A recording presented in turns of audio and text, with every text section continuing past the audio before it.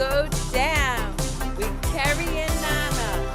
You ready for the show to begin? Hey, let's go. Let's get it. It's almost showtime. Let's go. Let's get it. It's almost go time. Let's freaking go.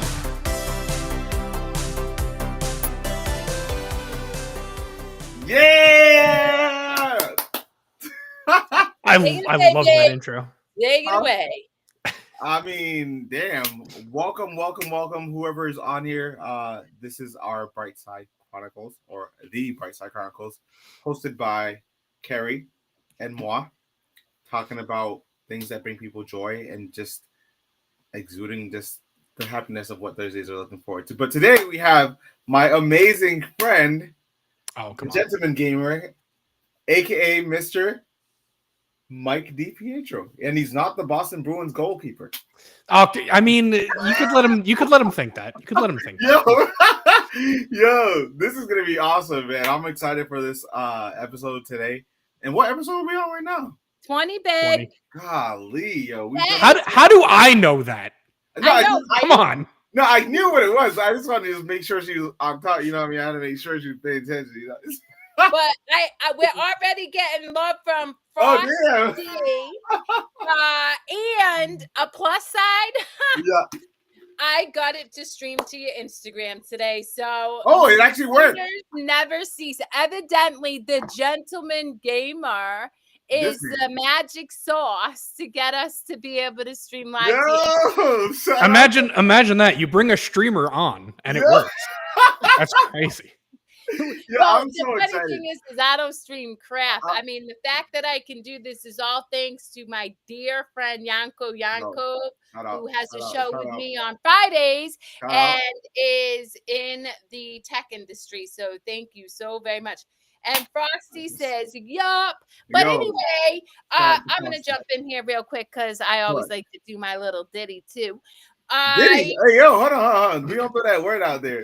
No. He was acquitted. It's fine. Okay. I didn't even think about that, but you know, I love Thursdays because I personally work in mental health and addiction. And so I work with a lot of people who oftentimes find themselves in the throes of change, which is normal and healthy, but suffering. And so you and I decided that we were going to cultivate a collective of people who choose joy every single day, whether it's through streaming and gaming, cosplay, and really showing up as their unique, authentic selves, whatever that looks like for them. And so I'm so honored to meet you, Mike. Nana speaks very highly of you, but also from, what he shared about you, you really do show up in service to yourself and does what feels good and makes sense for you and the people you love in your life. And that's really commendable. So thank you so very much for joining us. And a listening audience, if you have any words of wisdom, any thoughts, want to engage with us, please, we love to engage with all of you amazing people. So that's what I gotta say. But go ahead, Mike. Introduce yourself. Let them know what you're about. Things of that nature, please. Yeah, my name is Mike DiPietro. I am on Twitch, YouTube, and Instagram as the Gentleman Gamer Live. Streaming live to tens of viewers occasionally. Hey, you know what? As long as you do what we've gotten past double digits. More than once, I think. I love it. But yeah, I am, as Nana said, I'm not the Boston Bruins goalkeeper, unfortunately. Although that went above my head, I don't even know what there's a goalkeeper literally called. Yeah, there's so he played for Providence for 3 years, and they just signed him to the Bruins now in Boston, and his name is Michael DiPietro. Gotcha. In fact, I don't. You ain't making that paper. No. Hold on, just so you know, he actually does exist. He's right here. Yeah. Okay, so now there's two of them. There's two Mikes. You know what I mean? I mean, we look basically. Hold on, let me get my hockey stuff. Yeah. So let me ask you something, Mike. Shit! How did that come about? How did what? Sorry. the gentleman color come about? I mean, as soon as I saw that, all I could think of was, what's that book, the series that everybody went crazy for about Oh, Dom 50 Shades of Grey. Don't say Yes, that. that's Oh. what I thought about. I'm just saying. I'm like, oh, Yo! okay. I'm mad at myself for getting that right with that little information. That was impressive. So I was like, oh, okay, we go. Yeah. But okay, so explain, please. Yes. okay, so actually the backstory to this is kind of funny and also way simpler than a lot of people probably think. I found through Twitch and other streaming services that a lot of the people that get really, really popular are one of two things. They're either insanely good at whatever game it is they're playing, to the point where like they're the top 5% of players globally, so people watch them because they're good. Or second, they're entertaining, but internet entertaining is different than regular entertaining. Internet entertaining almost always has some small amount of cringe to it. Oh, Got you. yeah, I'm learning that. Yep. Got you. So I thought, what is maybe the perfect balance between something watchable and a little bit cringe? And so I decided what I would do is stream games in a full suit with a British accent. Yo! Wait a uh, second. What? Yeah. Nah. Yeah. You've got to forgive my ignorance. I mean, this is like me having conversations with you around cosplay, because other than helping Nana get ready, that's about the extent of my knowledge on anime and all that. But what is the allure to streaming, and how do you attract like followers? Like I just Ooh. yeah, please share. Yes, please, because I don't know anything about streaming, in all honesty. For me, a lot of it is just I really enjoy games, and I also really enjoy talking to people. Mhm. So if I can do both at the same time, that sounded like fun. So do you sit here like, so just like you're talking to me, but you're playing a game while you're talking to the camera? Yep. Yeah, Correct. that's exactly right. Correct. Yeah. So So that's- I mean, you can't see it, but there's my computer. Right next to it is my other monitor. So I'll have Yeah. the chat window pulled up over here and the game here, and I can just kind of. Ooh. But I'm just like, so I obviously play video games, but I played more sports games like 2K, like, but then fighting games, it was more like Naruto or Dragon Ball Z. But I know the people that play online are like dedicated. Like, Oh, you yeah. gotta be like, I get scared to play online because like I know that I'm not at that level yet. Yeah. And so perfect example, right? So there's this game called Marvel Rivals, which is all about like superheroes, you know, which is a very great game. It came out on the PlayStation 5. I went on the first day they came out. I'm like, oh, let me see if I got a chance. I played 2 matches and I didn't know what was going on. And I left and I just was like, I am not ready for this right now. And I got smacked. Like, it was bad. I was like, I don't know what's happening here. But it was just one of those moments I'm just like, damn, this is like a whole different league of just like people that are dedicated to like the craft. And this, I was probably facing a lot of like people that do streams, so they're like used to like this constant like, you know, things of that nature. But now I'm like, dang, I feel like I'm out of my league when it comes down to like the gaming aspect. But I love seeing it. You know what I mean? Go ahead, Mike. Yeah, I mean that's a whole thing too. Like I said, is I mean, whether it's streaming or not, it's all about, for streaming specifically anyway, it's whether or not people will want to watch, and you don't have to be good at games for people to be entertained. In fact, some of the best streamers are terrible at most of the games they play. Or they'll purposefully play games where like you're bound to fail over and over again because people think that's funny.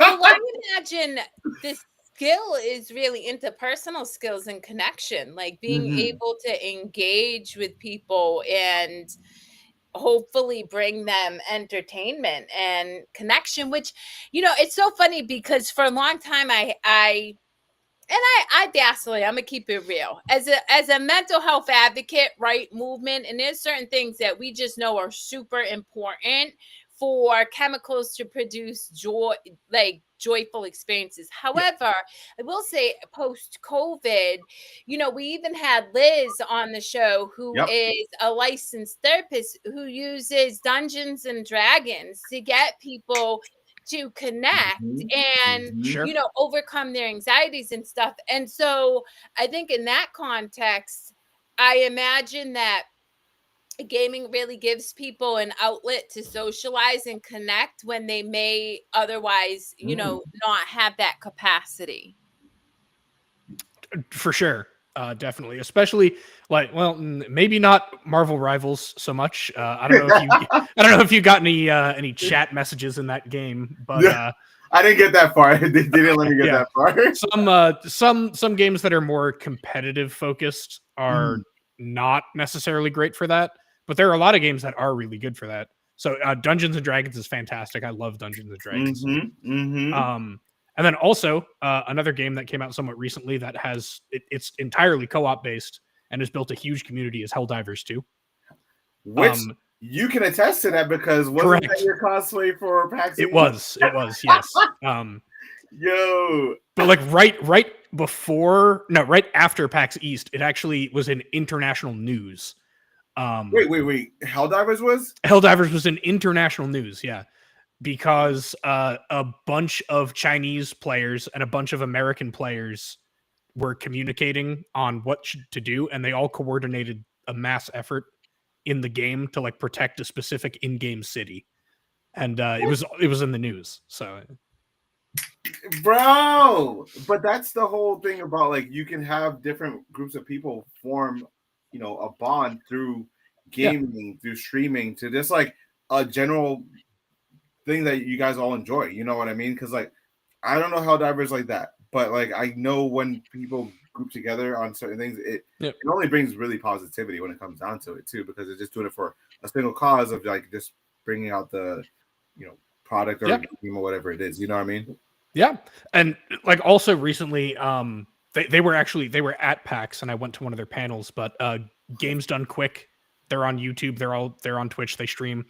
It's a community of speedrunners, so they get really good at a game and they learn how to beat it really, really fast. Really fast. Yep. And just like they did a big marathon this past week, and I think they raised over $1 million for Doctors Without Borders just playing games. Oh, I love that. What? Nah. All right. So I'm curious. So, Mike, you're a truck driver by day, right? And the gentleman caller by night. What was Batman? He's literally Batman. You keep throwing caller in there, and I think it's the 50 Shades of Grey thing, but there's a G there. And it's a gentleman gamer, baby. Wait, what is it? Gamer.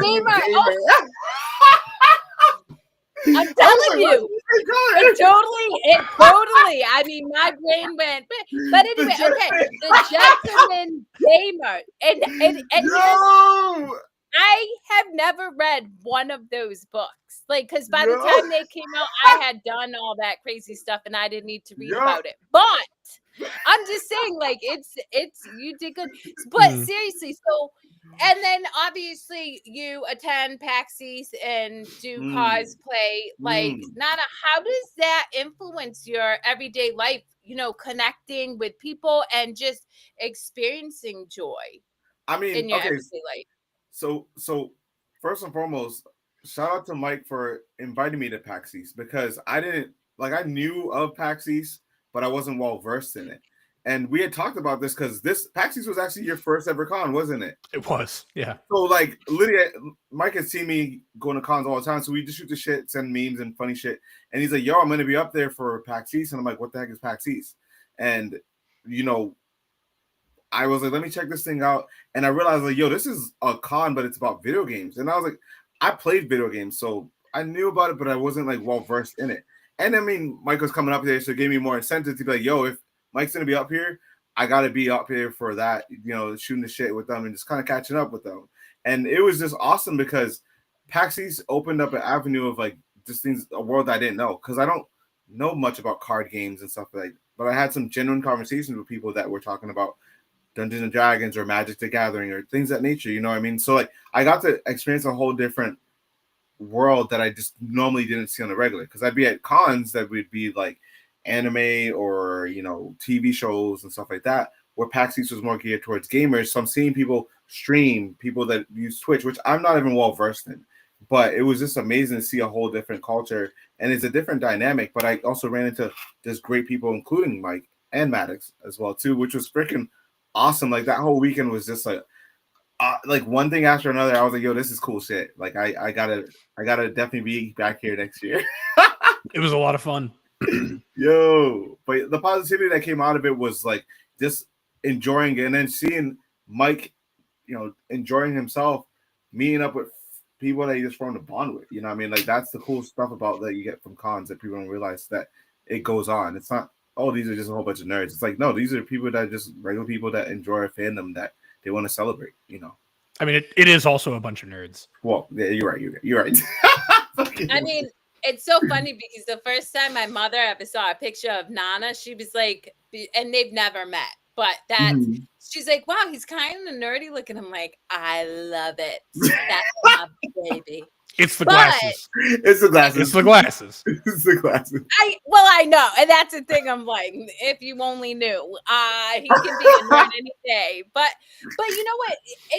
It's interesting. I do want Mike you to answer the question I asked, but to add to what you said, Nana, or to expunge on it or whatever. You and I were talking about the connections that we have with individuals because we're very, very protective of our energy and who we, share space in. And you shared that most of your closest friends now are from the con community, and that you've been able to create a really strong network of people that not only can support each other while they're, role playing and expressing themselves through characters and costume, but also navigate life's challenges with. So I love that connection for all of you guys. Thank you. All right, going back to you, Mike. The question is, in case you forgot, how does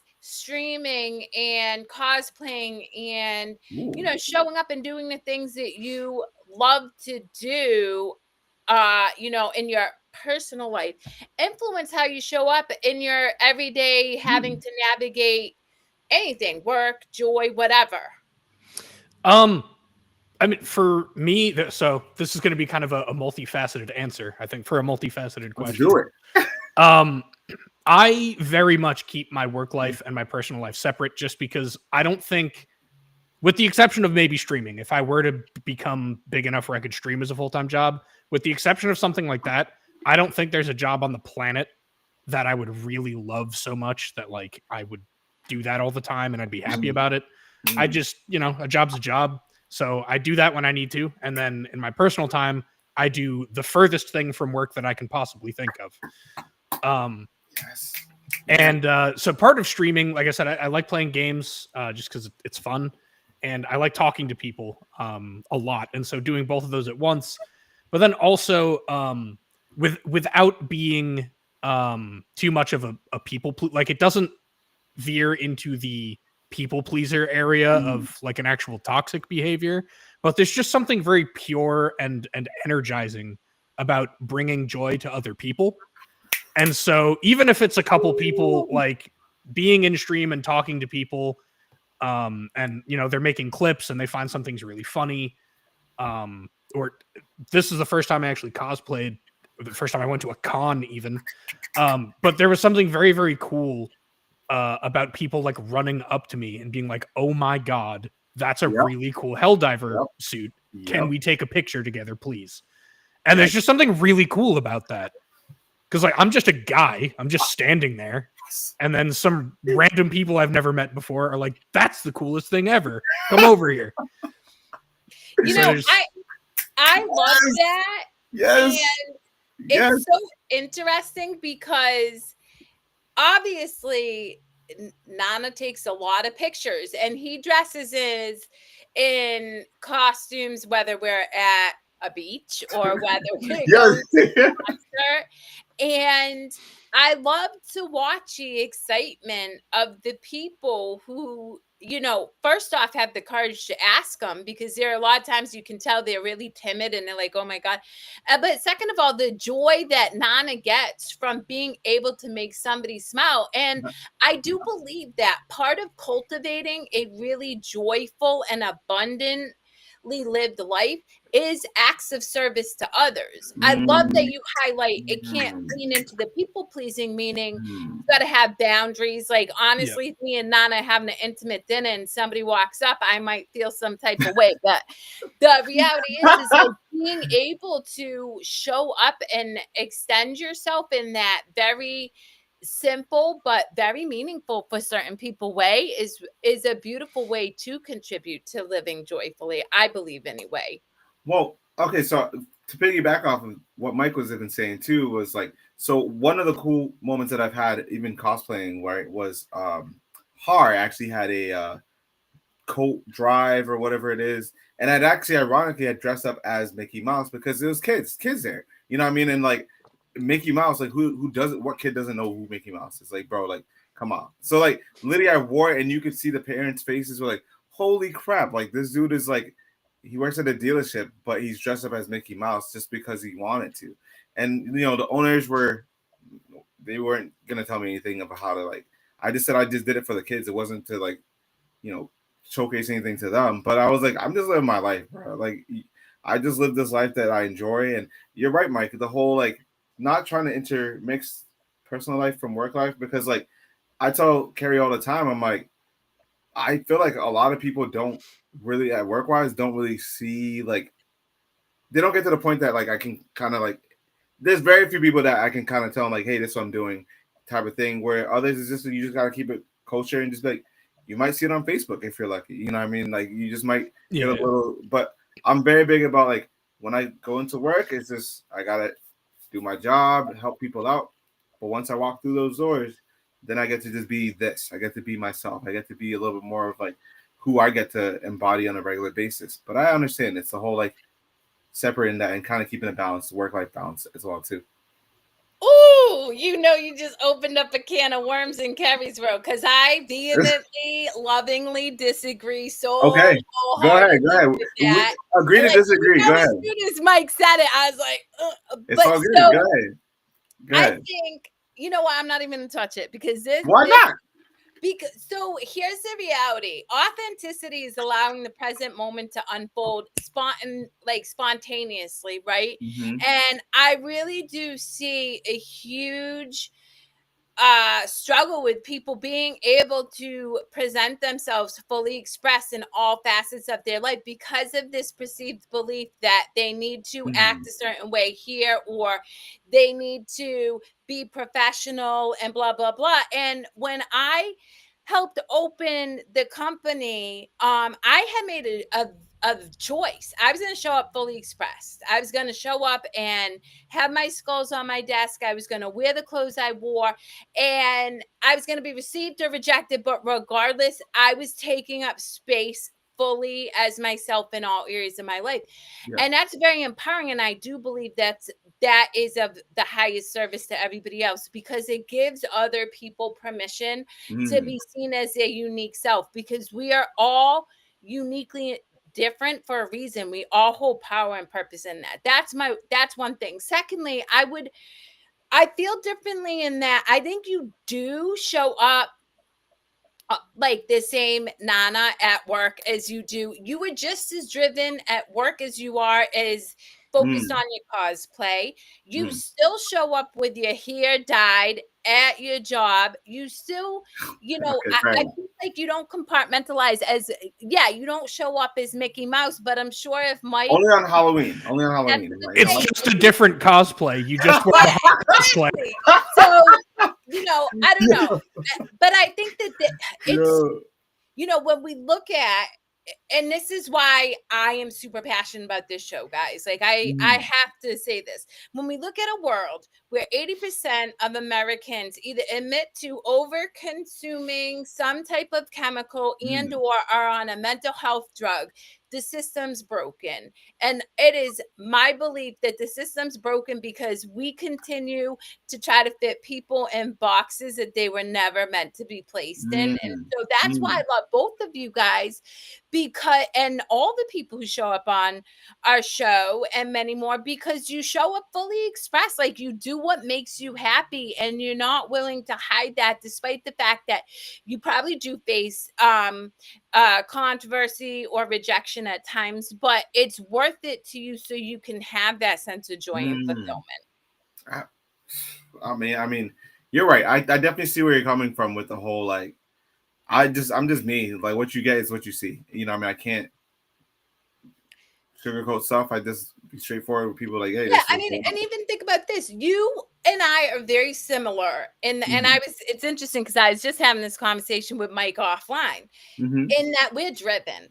Like we will invest our heart and soul into an individual, whether it's you letting somebody shadow you so that they can be a very successful car salesperson, or me working side by side with an individual to learn a skill at a job, or working in the field I do now.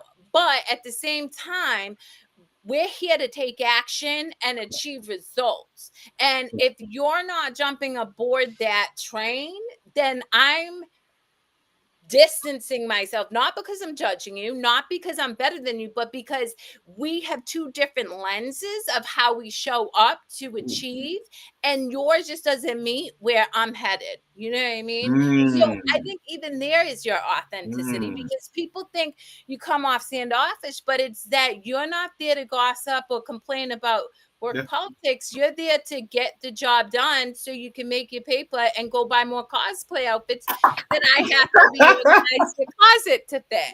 Yeah. Damn, airing out the mail. What the? One day, babe, I'm totally gonna do a sneak peek into Nana's closet. I don't know if they're ready for that. But I'll play this. They ain't ready. I love it. But no, go ahead. My fault. Go ahead. No, you're good. Oh no. What I was gonna ask, I wanted to bring it up to Mike, was like, so ever since the cons and stuff like that, what have you experienced like in yourself that's changed, you know, for the better, if anything, of like from the experience of cons, of streaming? Like, what's the, I guess, things that have changed that's made you better over time? Man, I know, right? That's a good question. I had to keep you on your toes. Man, I haven't even thought about that, so I'd have to well, to you think know, about it. if I can, I hate to interject on Mike, but something I heard you share through this conversation is your ability to bring a smile to people and take pictures. Like, I imagine that was like enlightening, or at least informative, that you wouldn't have known otherwise prior. Yeah, no, that's that is true, I guess. Yeah, because that's the first time in my life I've ever had random strangers run up to me and ask to take a picture. Yeah. Well, except for one other time where there was some dude who thought that I looked exactly like his grandson, who was like 12. This isn't a bit. It's actually true. Now, this was like 4 or 5 years ago, so I was a little younger, but I was not 12. And apparently I looked exactly like his grandson. So that was one other time some random person asked me for a picture. That's about it. I mean, wild. You look young. That's not a bad thing. No, it'll be great when I'm older.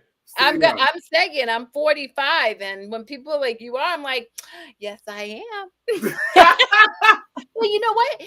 Speaking of that, you know, I really believe that the more you lean into joy and the more moments of play and fun and spontaneity, the more youthful your appearance is, because there's this lightness. Like, think about it. We all know what an individual looks like when they're weighed down by life with their heavy thoughts. Like, Nan and I kid you not, we were at Texas Roadhouse the other day, and we were sitting next to a woman, and holy moly, like, you could feel this woman's like low vibrational energy. And so I think about that, and I'm like, damn, so if we know that like anxiety and that suffering really drag you down, then the joyful energy is going to make you lighter, and you're going to express that in all areas of your life, because smiling releases chemicals into your brain. Like the reality is like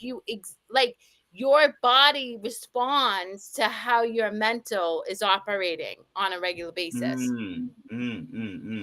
It's very true. There's obviously, it's to an extent, it's not complete, but the whole saying mind over matter, like that's a real thing. Oh no, so I've studied neuroscience, and I'm gonna tell you right now, it's not to an extent, it is 100%. There's a reason why Nana and I believe in manifestation. Everything is a product of our thoughts, and even more than that, it's beliefs, right? When I tell people I gut them like a fish, I do, but it's not, it's internally. I'm gonna gut, we're going to look at every single belief that you have, and you can decide whether it serves you or not. But if it keeps you in suffering, it does not serve you. And I encourage people to incorporate another belief, because we create our external reality through our own thoughts.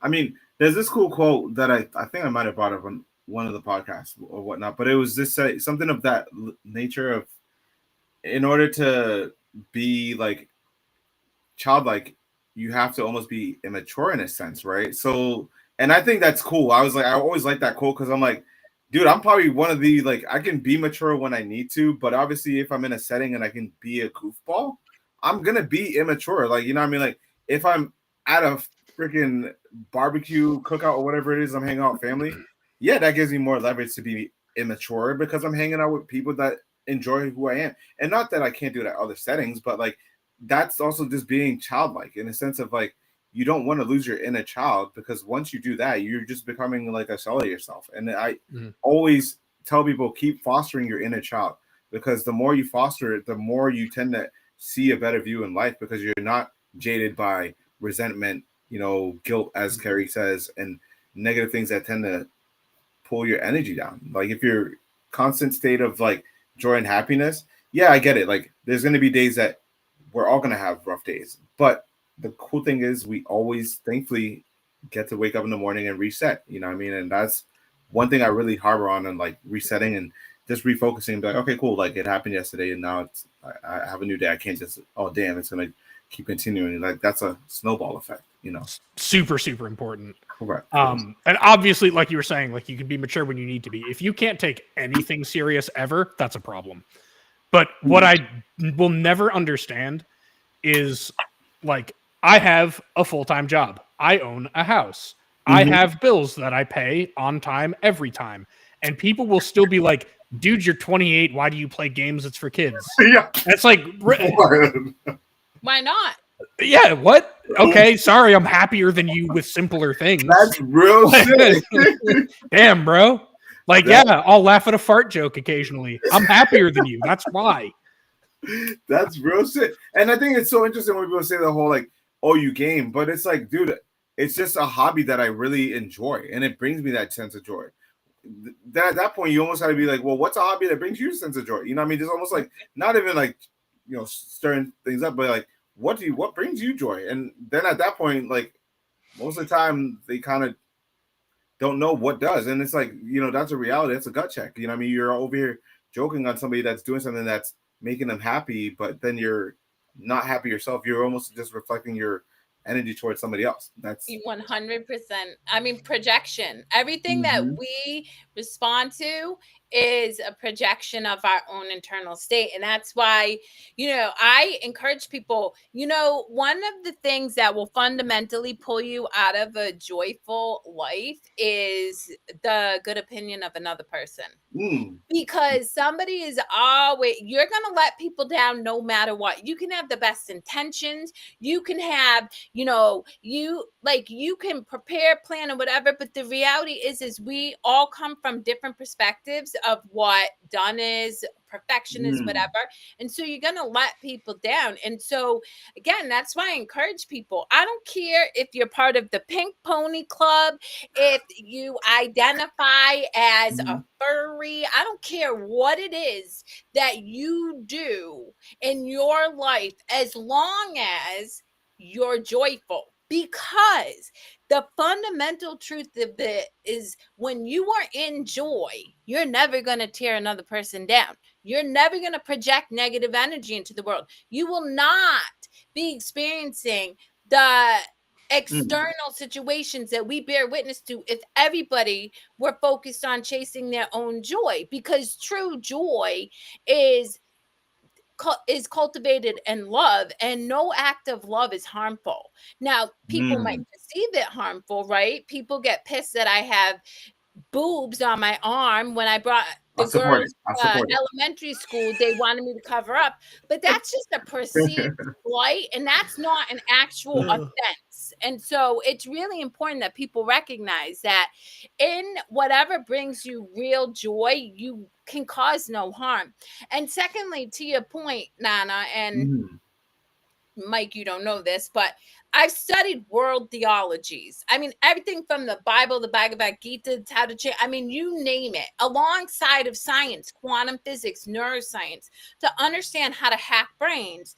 And almost every spiritual scripture has something about childlike wonder, meaning suspending what you think you know and stay in a wondrous state. Because we assume all the time, I assume that I know how Nana's gonna walk through the door. I don't know.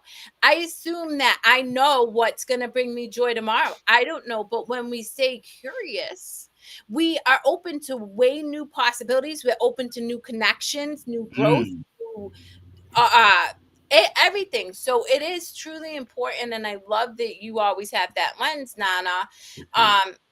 Staying youthful, staying curious, and not taking yourself so seriously, as Mike said, because life is way too short to take yourself that serious. Well, the reason why I also love that is because, like, this weekend, obviously, I am heading to Kineticon, which is actually one of, like, the first cons that I, aside from Anime Boston, but it was one of the first cons that I went to. Like, I was like, oh shoot, this is like different. And I don't know, I get to be childlike this weekend. I'm looking forward to it because the whole work-wise has been very just challenging the past month. But that's it is what it is. But I'm excited. I'm looking forward to memories that I get to make with people that I enjoy. You know what I mean? And people that I get to meet because we've met at numerous events and things of that nature. And I get to exude that childlike, attitude or whatnot, because I'm in a setting that I get to be myself, as in, like, oh, like, you like Naruto, which is obviously anime. Sorry, babe, but I know Mike knows about it. So then, sure, like, yeah, I've seen all of it. Yeah. So, like, literally, like, even the filler episodes, but there's, like, literally, like, fandom of people that like Naruto. So I'm gonna shoot the shit with them and just kind of like catch up on life. And it could be as simple as, oh, how'd you come up with this cosplay? Or it could be like, so, like, what do you got going on in life in general, and what brought you here with somebody new? I mean, you just never know. Like, the conversations go from, one point to another viewpoint, and then you just start forming these groups of amazing friends that you just have over time. And it's the same thing even with, like, yourself, Mike. When you guys were there, you guys met the other Helldivers, if I'm not mistaken. You guys had meet up or whatnot, which was cool as heck, because I was like, yo, like, this is amazing to see you and Maddox enjoying yourself at a con that you hadn't been to ever. And so, like, it was awesome. Like, we walked in and I'm like, oh, this is cool. Like, this is like, I'm excited for this. And then you were like just enjoying yourself in the moment. It was just super, super awesome to see it. So that's another thing I noticed about PAX, and another reason I'm so excited to go back to conventions. And literally the second they announced dates for next year, I booked a hotel here. He's already ready. He's in the future right now. Oh yeah, we stay ready. Yeah, we stay ready. Real about that. What do you say about luck, Nana? What'd you say? What do you say about the word luck? A prepared individual meaning an opportunity. Staying ready. Staying ready, just locked in. But I noticed, like, everybody has, you can be physically tired, you can be emotionally tired. You can be both at the same time. Correct. But a lot of people have different ways that they would emotionally recharge. For some people, that's spending time by themselves doing whatever. There's nothing wrong with that. Correct. For some people, it's hanging out with friends. there's a number of different things. I usually, even if, and it's not like I don't like hanging out with people. Correct. I love hanging out with people. So it's not like I don't like my friends, but even my friends, if I hang out with them for a long period of time, eventually I'm good. I've had enough. That's it. I got to go recharge. One thing I noticed though at PAX is by the end of it, and I went all 4 days open to close. I mean, I was physically tired. My legs were killing me. Correct. But I got back and I was ready to go to work. That like I didn't need a gap day between coming back and going to work.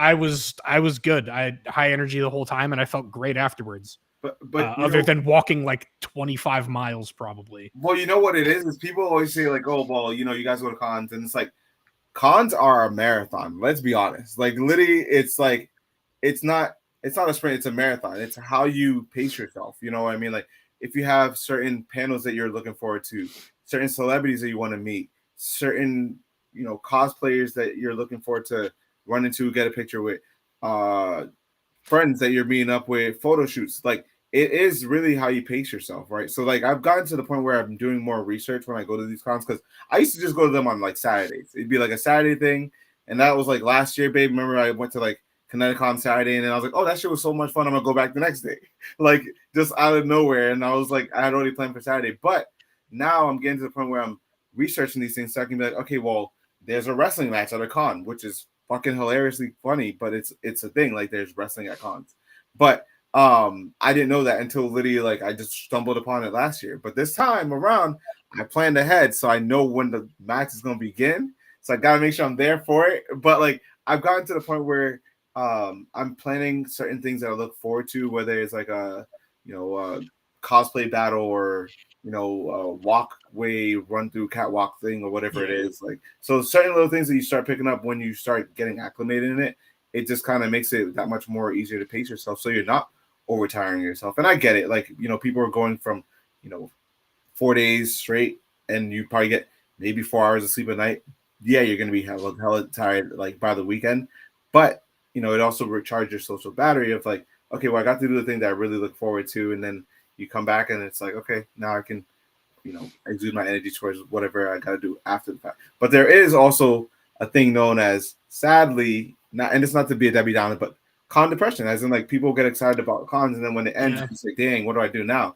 But the good thing is to beat that is you follow up with friends you made bonds with, and you just keep that point of contact, keep that engagement going. That's the thing that can help to alleviate that. So that's a positive spin on that too.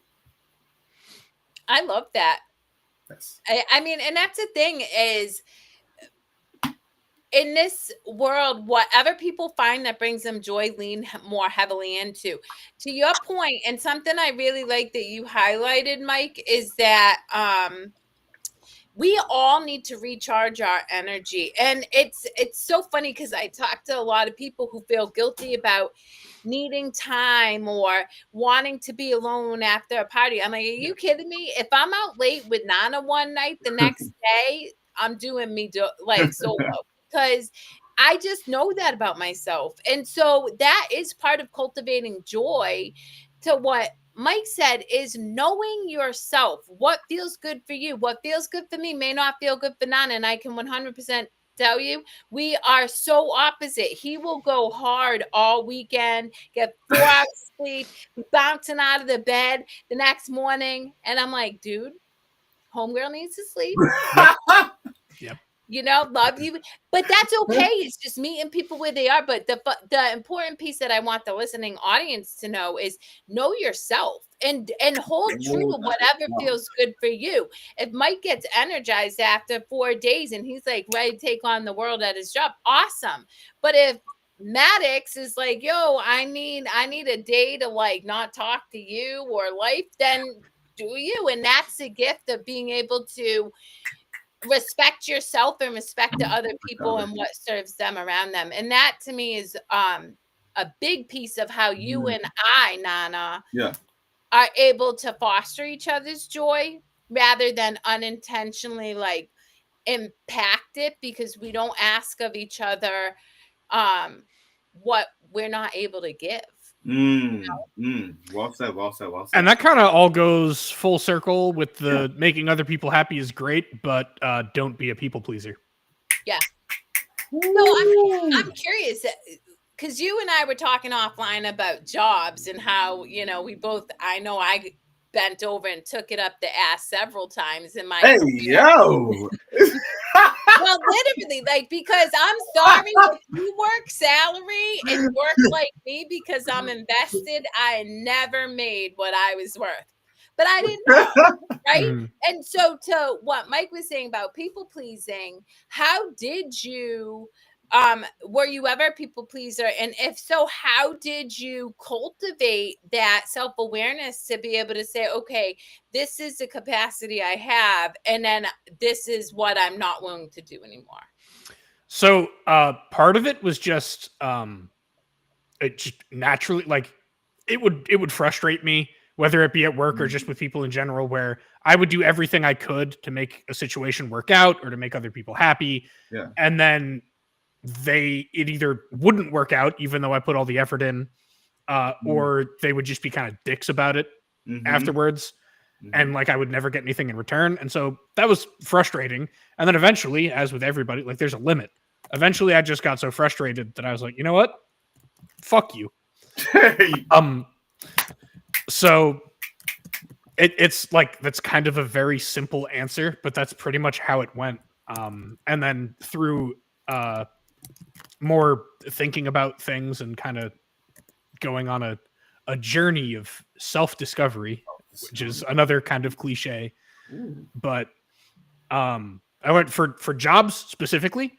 Yes. The more you know, the more you're worth. And if they don't pay you, go somewhere else.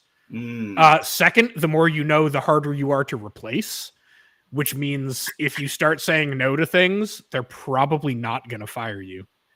And if they do, you go somewhere else. And then just for people, it's I know this is something you talk about extensively, which is knowing when to cut people off. You can be patient with people. That's fine. Nobody's perfect. We're all human. Correct. But you got to know where the spot is where it's okay. No. This is a behavior now. They're trying to take advantage. This isn't an accident. They're doing this on purpose, and we're not doing this anymore. Yeah. I feel like that's like a mic drop moment right there. Literally mic drop. Please don't. Yeah, I just go ahead. No, please. No, I was just gonna say I just love that you pointed out all these things because I think people got to hear these things. Sometimes it has to be reiterated because I think we just kind of I think certain people just kind of just go through the motions of like, oh, I just gotta get by. I just gotta get by. It's like, no, like, you don't have to get by. You have to also know your self-worth and be like, I bring this to the table. Like, if I walk into a room and there's a whole bunch of people that are, affluent, or if you're not the most affluent, I'm still going to treat you like you're a regular human being because that's just who I am as a person. You know what I mean? And that's my self-worth to give to others to let people know that, hey, look, like, this person means, like, perfect example, right? So this guy comes in today. Kind of looks a little raggedy, whatever, because he's like just in his comfort element. Nobody says hi to him. I just happen to just say hi to him in the middle of the showroom, and I just started talking. And he's like, hey, I'm thinking about getting the vehicle. And I'm like, okay, sure. What are you thinking of? And he's like, I'm thinking about a Land Cruiser. And I didn't prejudge at all because I'm like, most of the time, like, I think car sales assume like, oh, this guy doesn't have like a suit or whatever. He probably can't afford it, whatever. Yep. Dude, like, the dude is like, no, I'm actually going to buy a Land Cruiser like later on because he's waiting for his 401k or whatnot, and that's a car that he's been wanting. And I said, okay, cool, like, let's do the research. But had I gone in to meet him with a mentality of like, oh, this dude is just gonna like waste time and he's not really looking to accomplish anything, yeah, I probably would have got a different outcome, and he probably would have been like, oh, like, I don't want to work with you. But he understood that, like, hey, like, this is gonna be, and I told him, I said, that's fine, we just have to get you whichever one when you're ready. And I think that alleviated the stress of like, oh my gosh, like, somebody actually took time to get to know me as a person instead of just brushing me off because I had just, out of bed clothes. And it's funny, we were talking about it, I was like, you look at you just woke up out of bed. He's like, I kind of did because this is like 2:00. I'm like, who the frick wakes up at 2:00 out of bed? But it was his day off, and he's just kind of as Mike points out for it. But it was just cool. I didn't like prejudge him, so it was really nice to just kind of like talk with him and try to figure out where he was at, and it was the right example to like not prejudge people, basically. Well, I want to jump in to highlight what Mike said around, a lot of people don't experience joy because they're unable or don't have the skill set to hold people accountable for the behavior that does not meet their needs or serve them. And so you bring up a really good point is not only setting boundaries and distancing yourself from people who have continuously shown that they're incapable of respecting your words or meeting your needs or doing their part, whatever the case is. But I think the bigger struggle that I see is people don't even know how to do that. And babe, to what you said, people don't know they're worthy of that, which is one of the reasons I am so passionate about this show, because every single person that we bring on, Mike included, right? We all recognize our worth, our intrinsic value, and what we bring to the table. And in doing that, we lift other people up, right? Because if I don't have low self-esteem, if I don't feel badly about myself, why am I going to tear somebody else down, right? Because we know we project onto others our own internal narrative. And so I do hope that the listening audience recognizes that, poor behavior continuously done or you surrounded by will impact your ability to experience joy. Because you get to feel good all the time and in all areas of your life, always.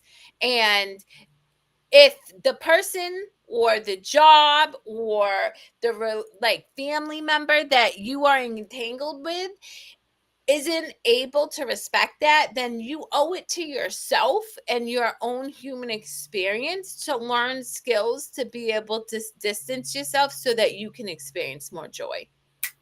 A lot of it too, I think, is especially in today's world, with how much technology's kind of taken over and social interaction has kind of fallen to. It's kind of a rare skill. I don't even think it's necessarily that people think they aren't worthy of that respect. Some definitely don't realize that. I think a lot of it is actually just like the level of inconvenience of the behavior does not meet the social awkwardness of having to put your foot down and say, cut that shit out. Because like the conflict is just a weird social thing. Most people don't like it. Well, but that's the thing. Yeah. And that is why we have such an apathetic state of mind. Like, conflict is so healthy. Like, I love when me and Nana disagree. And, like, we never fight. The last time we got, I mean, when's the last time we fought? We sometimes get a little steamy about chess. Oh, yeah. That was one of our biggest ones. Well, it was our first one. Because so what happened, Mike, was I taught her how to play chess. Beat her a couple times, and then the one time that she beat me, times like 30. But the one time she beat me, she was like, "Yeah," like going. I was like, "Damn!" Like you deserve that. You deserve that, 100%. Honestly, props for actually continuing to play with this guy. No, we are both like we're competitive. Real shit. Really... But then you have to beat a lose 30 times in a row and go, yeah, no, another one. Yo, but then on the flip side is that she'll beat me in rummy damn near 30 times. That is a good point, though. I agree with this, but not everyone does. And make it weird. Yeah. Well, that's the thing. So here's the thing. We avoid what makes us uncomfortable. The problem with that is that's where our expansion lies. And I will tell you, guys, I say this often. I didn't finish high school, didn't go to college. I have been a CEO in corporate America. I have built a global business. I have 3 shows. And it's not about I have. I don't give a shit. It's that I'm willing to do the thing that is uncomfortable so that I can expand, because it is about my experience. And if it interests me, I'm going to learn it. I'm going to try it. I'm going to do it. And I had to learn at a very young age to have tough conversations. One, I was a corporate leader at 17 and I had no tact and was horrible. So sorry to all those people. But two, I would never have achieved success if I didn't have uncomfortable conversations, nor would me and Nana have ever met, because I would have stayed in a very unfulfilling marriage that there was a lot of toxicity. So I would really encourage people, even if it's uncomfortable, in that discomfort is your growth, and you owe it to yourself to experience it, because you owe yourself joy. Your life gets to be joy filled all the time, and I stand by that. I will die on a sword for that, because we didn't come here to buy a house, drive a car, have 2.5 kids, pay a whole bunch of bills, and just croak. We're supposed to experience this life. Well, first and foremost, where's the 0.5 coming from? Because I need to know. Dog. Some people are born without legs. The dog. Yo, y'all are wild. I was thinking 2.5 is men, gonna- like this show 2.5. No. Oh my God. You know what? What's that movie? I have no legs. I have no legs. Yo, this is wild. This is wild. I love that Alessandra said. If we're talking about Forrest Gump, that was a terrible impression. No, it's not. It's about Okay, like the all right. guy did drugs and he lost his, like, I think it's called Kids. It's a really fucking fucked up movie. But You know what? he's on a skateboard with no legs, begging for money, going down a bus, going, I have no legs. yeah. I'm gonna have to look this up on YouTube, because like I need to figure out where this clip is from, but I will. But I love what Alessandra put out earlier. She said weird and authenticity, and I was like, yo, that's perfect, because I like weird. I like weird as in like weird is not the norm. You know what I mean? It's just a different take on how you see things in a different light. You know what I mean? But what is it? What did Alessandra say on there? Said my ex told me that, what if the next person treats you worse? And I looked at him straight in the eye and said, what if? Ooh. Yo, damn! The grass is greener. But it is. So it's so funny, because I always tell people, when one door closes, another opens. We are just so conditioned to hold so tightly, right? Hold tightly to the thing we know, that we never open up to the possibilities. If I had stayed in so many situations that didn't serve me, I would be a shell of myself. And so I encourage people, one, be weird, and two, honest to God, if it feels uncomfortable, do it anyway. That's why Feel the Fear and Do It Anyway was one of the first tattoos tattooed on my arm, because I was like, it's gonna be hard, it's gonna make me feel icky, but I know that it's going to be in my best interest, and it has been and continues to be. So that reminds me of something big, that it's basically what you were just talking about. First, discomfort and like physical discomfort's a different thing. If you're actually physically hurting, probably stop doing whatever you're doing.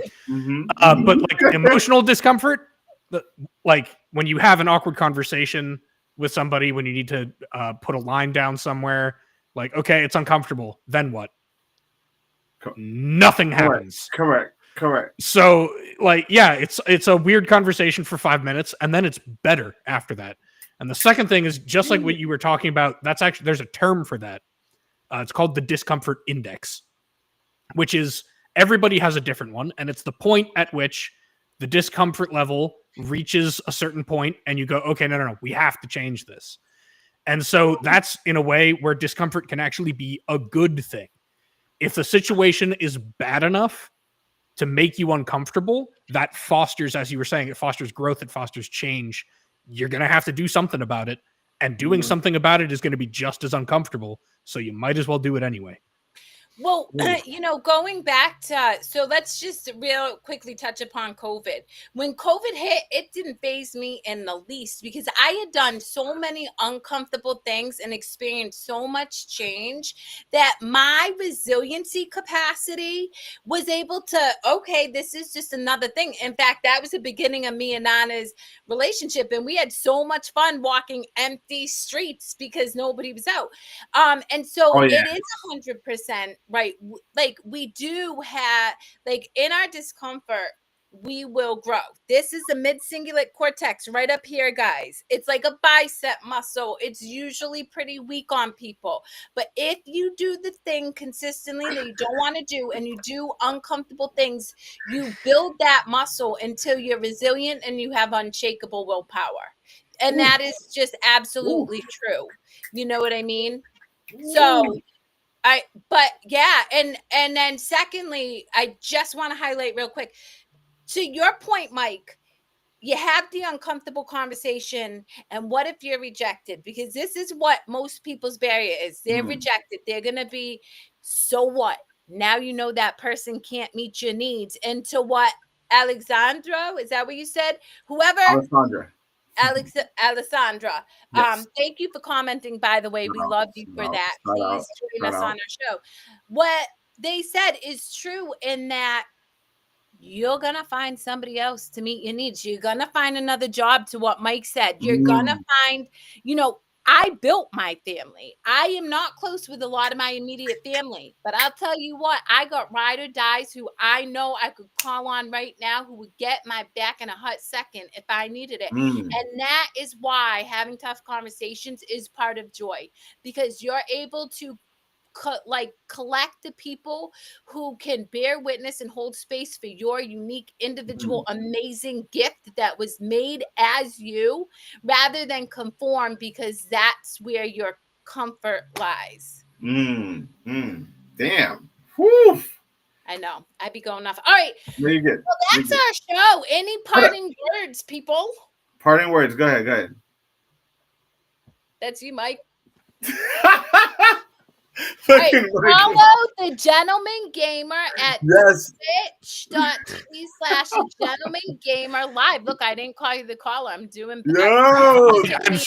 I saw when you put it up there that it said gamer, and I was very, very impressed. Yeah. Listen, I was impressed too. I'm like, wait a minute. Freudian slips are hard. Before we go, I want to just address that I got a new toilet. That was something that made me really excited because I didn't have to worry about my other toilet leaking through the garage.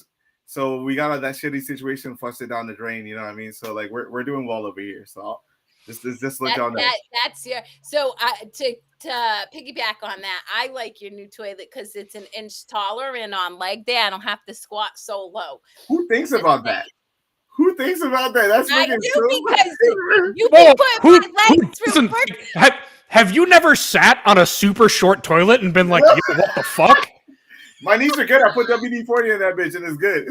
Yeah, literally, I'm not even kidding you. But like 3 days, I'm like, babe, you're doing this taller. Yo, He's like, dead ass shit. I'm like, matters. I didn't even notice. So it just works. It just works. Listen, that leg day's gonna be hitting different now. You wait and see. Good. No, but in all seriousness, a couple of things. One, Mike, thank you so much for this engaging and general. Thank you for having me. It was great. You now have the link, so you're welcome to join any guest anytime you are called to have a good conversation. To the listening audience, please follow, like, share, comment, disagree, whatever. We love to engage with you all. And if you want to be part of our show, hit Nana and myself up, and we'd love to have you. To the people commenting, much love. We appreciate you. And then lastly, I did a post about this yesterday, but I want to say it live too. For many, many decades, I felt unsafe. And it wasn't until I learned to love myself that I felt safe. But part of my joyful experiences is even when I fall short and let people down, specifically Nana, I feel safe enough to be human and messy. And that is the greatest gift of joy you can give yourself, is being in partnership with somebody who, even when you don't meet the needs, despite your best efforts, they can hold space for you and give you grace. So until next time, guys, we love you. I didn't pay her to say that, by the way. This was not sponsored by Kerri and all. You're so funny. Yo. Bye, guys.